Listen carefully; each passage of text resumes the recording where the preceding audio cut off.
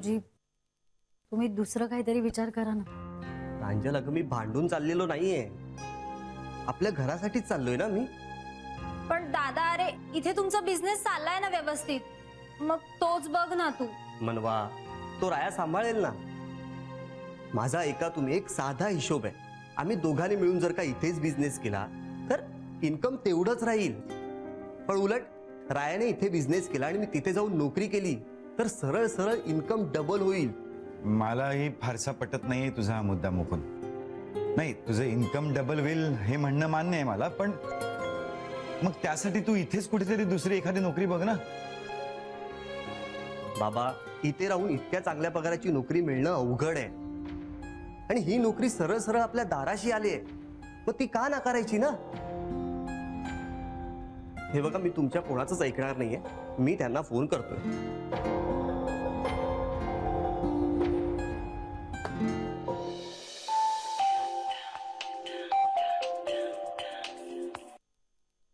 Hello, हा बोल ग ऋता. काय काम काढलंस? काही नाही. काही नाही आणि उगीच फोन केला? आता असं चालणार नाही ऋता. हा असा उगाच खर्च केलेला तुझ्या घरच्या लोकांना आवडणार नाही, ओरडतील तुला. त्याच विषयावर बोलायला मी फोन केलाय. का केलं तुम्ही असं? बाई बाई बाई, काय केलं मी? तुम्ही त्यांना 3 महिन्याची मुदत का दिलीत? अगं तुझी सासू इथे आली, अगदी हातापाया पडून गयावया करायला लागली, मग मी देऊ नको तर काय करू? हो पण त्यासाठी आता सगळेजण पैसे मिळवायचा प्रयत्न करायला लागलेत आणि मुकुंद आता त्यासाठी दुबईला जायला निघालाय, तेही मला सोडून एकटाच. हो का? अगं पण मग त्याला मी काय करू? हो, मला माझा नवरा असं सोडून गेलेला नकोय. तुम्ही तुमची मुदत मागे घ्या आणि आताच्या आता राहायला घेऊन जा, तुमचं घर जावंय म्हणून. ऋता, दिलेला शब्द मोडायला मी काही चिटणवीस नाहीये. हो असं काय करताय? मी तुमच्यासाठी एवढं केलं, तुम्ही माझ्यासाठी इतकं नाही करू शकत? काय गो केलंस तू माझ्यासाठी? आणि तू दिलेल्या बातमीचा व्यवस्थित मोबदला दिलाय मी तुला, कळलं ना? मी तुझं आता काहीही देणं लागत नाही, समजलं? असं काय? ठीक आहे, आता बघा मी बातम्या देते का. बाई बाई बाई, हे चिटणवीस सगळे मिळून पैसे गोळा करायला लागले वाटतं. धडपडू दे, करू दे काम. पैसे मिळवायची अक्कल असती ना तर आज ही वेळ त्यांच्यावर आलीच नसती. डन, माझा जॉब कन्फर्म झालाय. माझा मित्रच होता तिकडे रिक्रुटमेंटला. जवळजवळ 1.25 लाख रुपये पगार असणार. म्हणजे खर्च बाजूला काढला ना तरी 70 ते 80 हजार रुपये वाचवू शकणार आहे मी.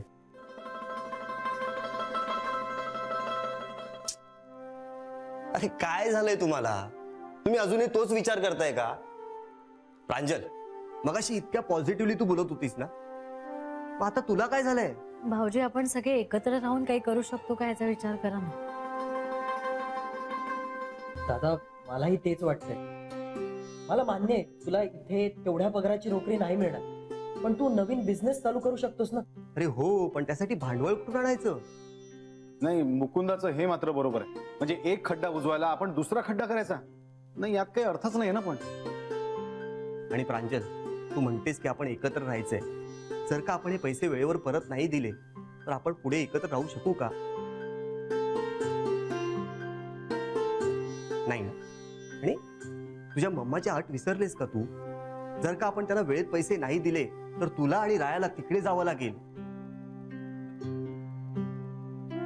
काही झालं तरी मी तिथे जाणार. म्हणूनच मला जाऊ दे. अरे हा काय मूर्खपणा चाललाय तुझा मुकुंदा? आजोबा वाटल्यास तसं समजा, पण मी परत परत तेच सांगतोय की फक्त 3 महिन्यांचाच प्रश्न आहे. आजोबा जरा विचार करा. जर का राया आपल्यापासून कायमचा लांब जाणार असेल तर त्यापेक्षा मी 3 महिने लांब गेलो कधीही चांगलंच आहे ना. आणि एकदा का माझं काम झालं तर मी परत येणारच आहे ना.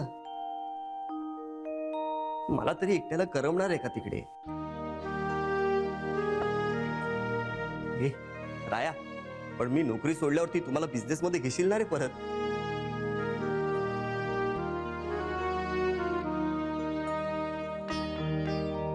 दादा अरे हा तुझाच बिझनेस आहे, मी फक्त सांभाळतोय.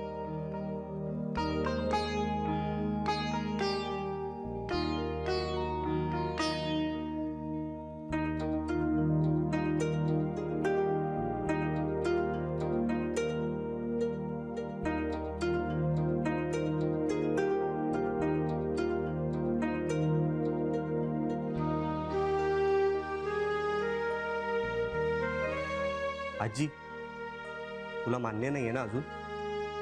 जा तू.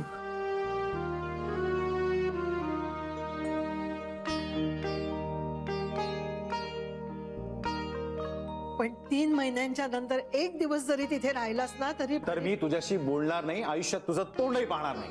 हा मंग्या, अगं तुझं ब्रह्मास्त्र आहे, यावेळी मी सोडलं एवढंच. माधवा, अरे काय झालं?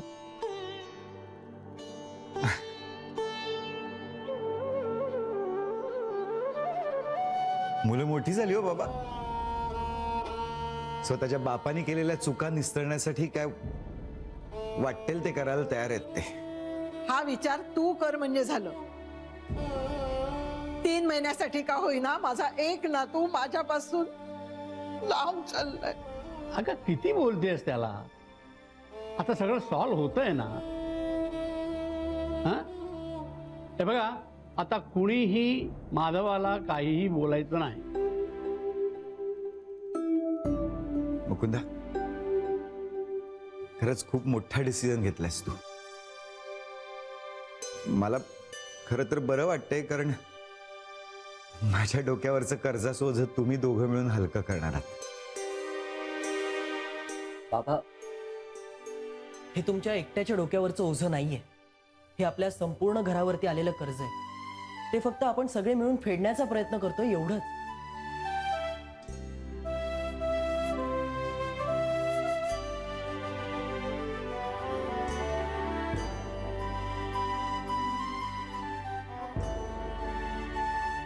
मला ना खरंच काय बोलायचं हे सुचत नाहीये.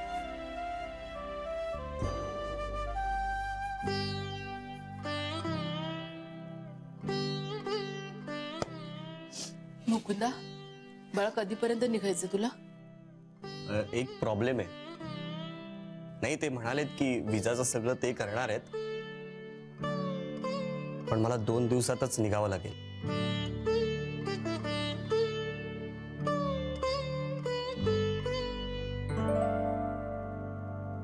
एवढ्या लवकर? आजी, आता इमोशनल व्हायला वेळच नाही आपल्याकडे. आणि एकदा का कर्ज फेडलं की परत येईनच ना.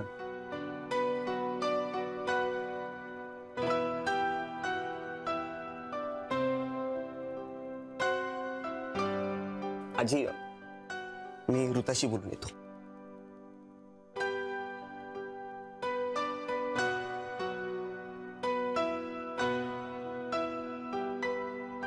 प्रांजल, आज केवळ तुझ्यामुळे आपलं मोडत आलेलं घर पुन्हा उभं राहते. नाही आई, मी काहीच केलेलं नाही. तुझ्यामुळे सगळे जिद्दीला पेटलेत बघ. नाहीतर आता काय करायचं हा विचारच करत बसले असते. आई, सगळ्यांच्याच मनात होतं. मी फक्त त्यांना बोलता केलं, एवढंच. आज सकाळीच वहिनीने मला विश्वास दिलाय की आपण सगळे एकत्र येऊन पैसे जमा करू म्हणून. I am proud of you वहिनी.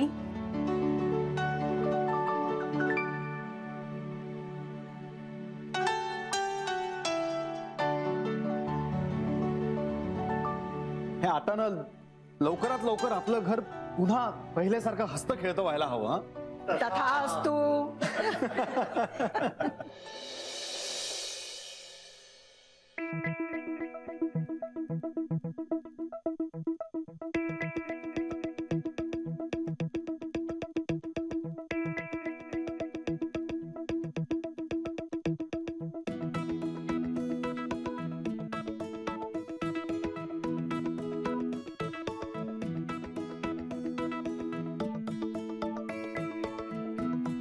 काय चाललंय तुझं? तू नाही जाणार आहेस?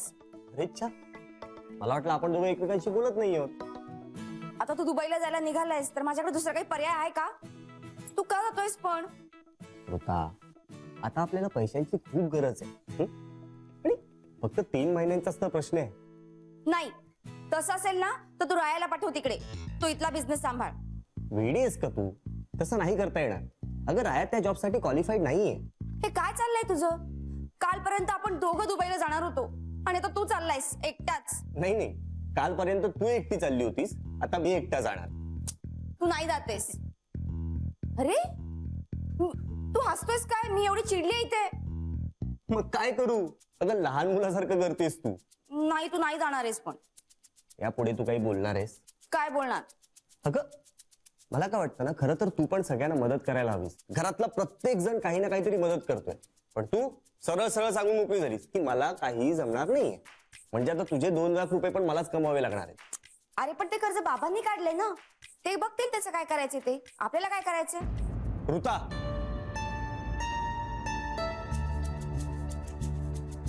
आता बोललीस, यापुढे हे वाक्य बोलायचं नाही. मनवा माझी बहीण आहे, त्यामुळे तिच्या शिक्षणाची जबाबदारी माझ्यावरही आहे. हे सगळं जर का तुम्हाला प्रेमात सांगितलं असतंच ना, तर मी काहीतरी केलं असतं. आता काही झालं ना तरी मी जाणार, तू कितीही अडवलंस तरी. पण घरचे सोडणार आहेत का? त्याची काळजी तू करू नकोस. त्यांना मी समजावलंय, आणि तू समजावण्या पलीकडेच. म्हणजे तू खरंच जाणार आहेस? हो, इनफॅक्ट मी 2 दिवसातच निघणार आहे. जा, काय करायचं ते कर. मी नाही बोलणार तुझ्याशी. तुला बायकोची पर्वाच नाहीये ना?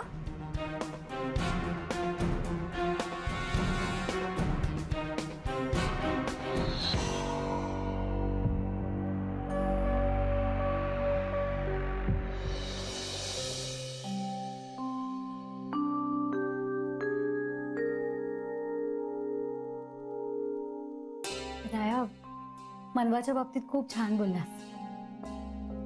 प्रत्येक मुलीला ना असाच भाऊ मिळाला हवा. राया, मी आता काय करू? म्हणजे कर्ज फेडण्यासाठी मी कशी मदत करू? मगाशी म्हटलं होतं ना तसा एखादा जॉब करते. तू फक्त एवढंच कर, यापुढे माझ्यापासून काही लपवून ठेवू नकोस.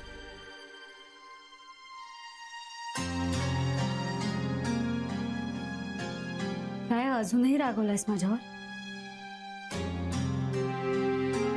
तुझा राग घालवायला आता मी काय करू मला काहीच कळत नाहीये.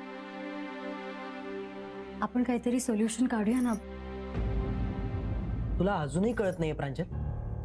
दादाला आपल्याला सोडून जावं लागतंय. काका आता जास्त काम करायचं म्हणतोय. आजी आजोबांना या वयात काम करावं लागणार नाही. हे सगळं फक्त आणि फक्त तुझ्यामुळे होतंय प्रांजल.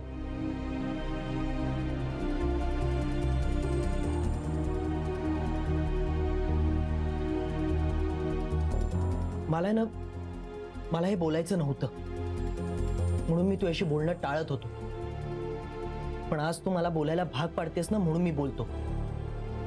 तू जर का मला हे सगळं आधीच सांगितलं असतंस ना, तर आपल्याकडे जास्त वेळ असता. मी स्वतः काहीतरी हातपाय चालवले असते आणि हे कर्ज फेडण्याचा प्रयत्न केला असता. आणि आज माझ्या आईला तुझ्या मम्मा समोर हात जोडावे लागले ना, ते करावं लागलं नसतं. ही गोष्ट तू माझ्यापासून लपवून मला घर जावई बनवण्यासाठी नकळत का होईना तुझ्या मम्माची तू मदत केलीस. त्यामुळे आता यापुढे तू माझ्याशी एक शब्दही बोलणार नाहीयेस.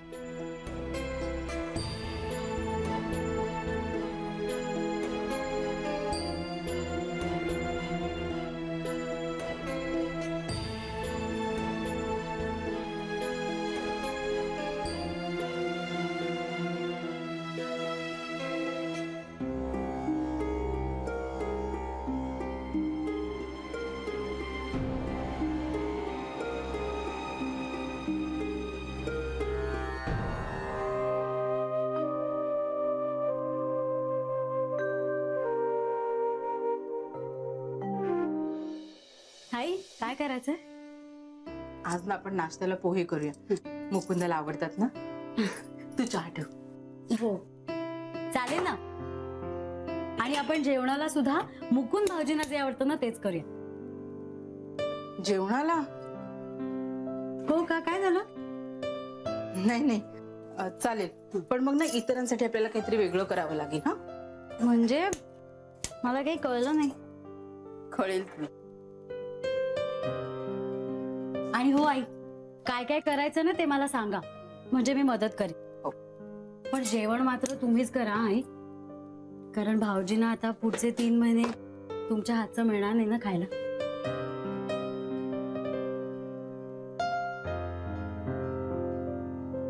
आई, काय झालं? भाऊजी तिकडे चाललेत हे तुम्हाला अजूनही पटलेलं नाहीये ना? तुला खरं सांगू प्रांजल, मला ना काही कळतच नाहीये ग. एक मन म्हणतं तो घरच्यांसाठी चाललाय ना तर जाऊ दे त्याला.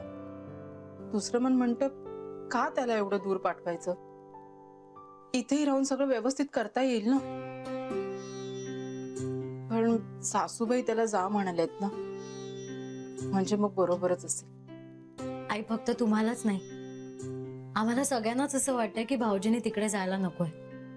पण घराचा विचार करून आजीने सुद्धा नाईलाजानेच त्यांना होकार दिलाय ना. हो ग, पण आम्हाला या सगळ्याची सवय नाहीये ना ग. म्हणजे आपला माणूस दिवसभर कामासाठी कुठेही गेलं ना तरी ते संध्याकाळी आपल्याला भेटायला हवं, त्याने आपल्याशी गप्पा मारायला हवे, ही अशी सवय आहे ना आम्हाला. आई बरोबर आहे, त्यामुळेच तर आपल्याला एकमेकांची सुख दुःख कळतात ना. पण आता चाललाय ना हा, आणि ते 3 महिन्यांसाठी. कसे जाणार आहे ते 3 महिने कोणाच ठाऊक. चुटकी सरशी जातील. आपण पण आपल्या आपल्या कामात असू ना, त्यामुळे आई हो हे दिवस कधी सरतील ना आपल्याला कळणार सुद्धा नाही. तोच विचार करून मी आता त्याची सगळी तयारी करायला सुरुवात केली. हो, काय काय तयारी केली आहे? अगं त्याच्यासाठी ना मी लाडू करणार आहे, आणि त्याच्यानंतर अगं वहिनी, भाऊजी दुबईला चाललेत ना, त्याचीच तयारी चालली. हा, म्हणजे त्याला पाठवल्याशिवाय तुम्ही शांत बसणारच नाही आत. तर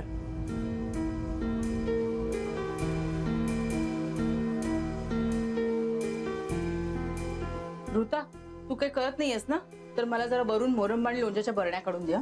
मुकुंदासाठी ना वेगळ्या बाटलीत भरून देते, म्हणजे त्याला तिथे जरा जेवणाची चव तरी लागेल ना. अगं देतेस ना? राहू दे आई, झाल्यानंतर मी देते काढून. तुला माहितीये मुकुंदाला मोरंबा खूप आवडतो. म्हणजे हे लहान होते ना दोघं, तेव्हा मला ना 5 किलोचा मोरंबा करावा लागायचा. मुकुंदा शाळेतून घरी आला ना की त्याला पहिलं पोळी आणि मोरंबा हवा असायचा, आणि मग त्याचं बघून रायाला पण हवा असायचा. आणि मग मुकुंदा बघायचा ना की राया त्याची कॉपी करतोय, मग मुकुंदा चिडायचा, आणि मग दोघांची लुटूपुटूची मारामारी सुरू व्हायची. मग ना मनवा मध्ये पडायची. ती मध्ये आली की दोघं शांत. आई मी तुम्हाला सांगू का, माझं आणि प्रियाताईचं पण असंच होतं. ती जे काही करायची ना ते मी कॉपी करायचे. हो ना? अगं असंच असतं. ऋता, तुमच्याकडे पण असंच व्हायचं का ग? रायाची मुकुंदाला कॉपी करायची सवय आता गेलेली दिसते, कारण दुबईला बिचारा एकट्या मुकुंदालाच जावं लागतंय.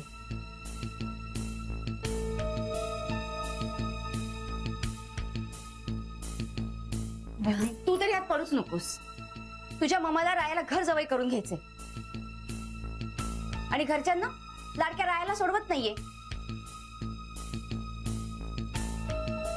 त्यासाठी मुकुंदा दुबईला गेला तरी चालेल. मला वाटलं होतं आई बाबा मुलांमध्ये दुजाभाव करत नाहीत.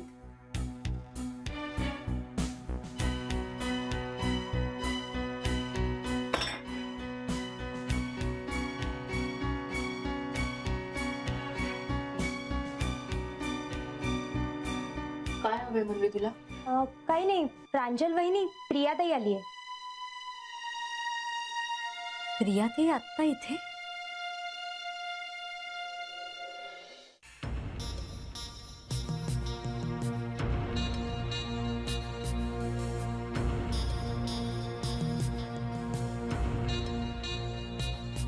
कशी आहेस तू?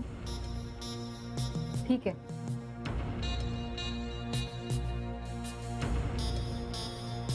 भैरव घरून गेल्याचं कळलं. हा, एकदाची सुटले म्हणायचं. या सगळ्यात तुम्ही आणि रायाने खूप मदत केली आहे मला. खरं तर मी मामा बरोबर यायला हवं होतं तुमचे आभार मानायला. काय झालं? काही नाही, सहज. सांभाळा तब्येत. अरे वा, डॉक्टरला सांगतेस तब्येत सांभाळ म्हणून. छान आहे.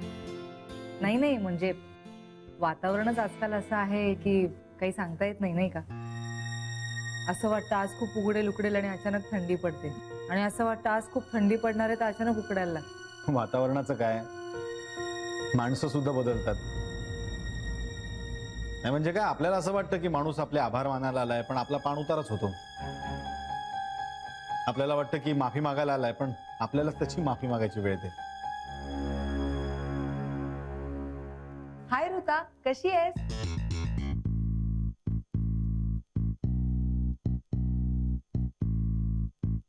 हिला काय झालं?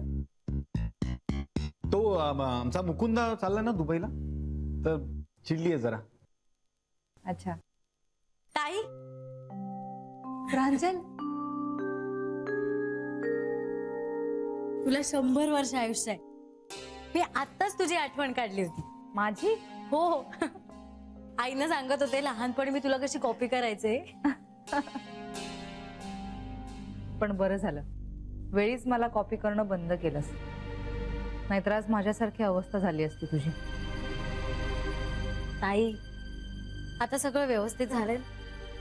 या पुढेही सगळं चांगलंच होणार आहे. बरं मला सांग, तू आत्ता अचानक कशी काय आलीस इथे? का? मी अचानक चिटणवीसांच्या घरी येऊ शकत नाही? काय हो? नाही, कधी, त्यात काय. कशी आहेस?